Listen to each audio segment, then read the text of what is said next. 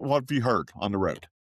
I would say a big one is about AI data centers and food security. I think they're kind of they don't maybe seem on the surface immediately linked, but kind of renewable energy data centers and this they really all are.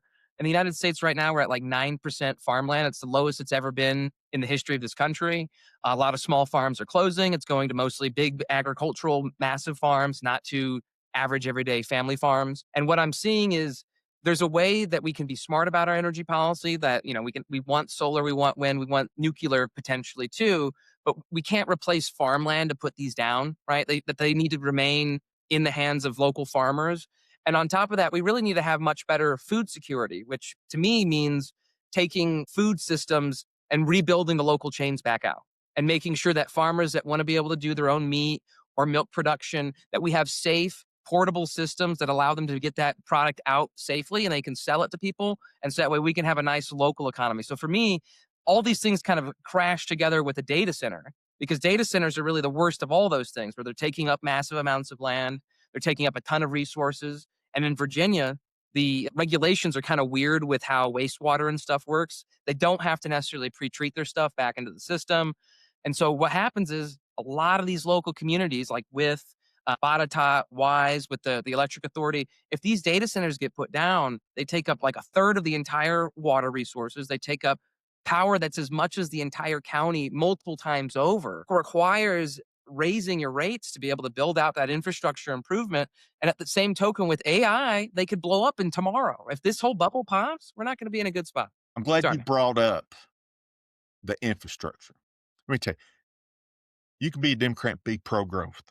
I was very involved in economic development to recruit industry and even recruited a data center here to Wise County.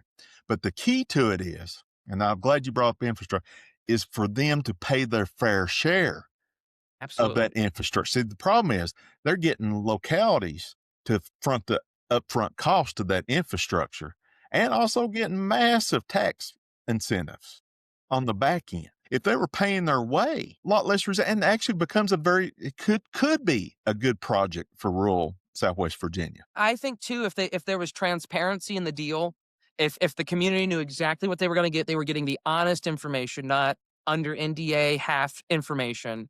I do believe there are places all around this country, including Southwest Virginia, that would absolutely say, "Yes, I want this." But for me, it's they often don't tell that truth. They kind of have, like for example, the With one is under NDA, so we don't know exactly what they're getting, and they're upgrading the infrastructure for I think Appalachian Power, like for the transmission lines for them. But that's not going to change the fact that probably rates are going to go up with those increases as they do that construction.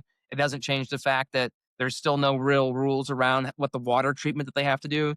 If I knew for a fact that data center, whatever water it was taking out, was treating it to the highest quality standard back out, I'd feel a lot more comfortable about it. Yeah. But they don't do that. That's not part of the deal.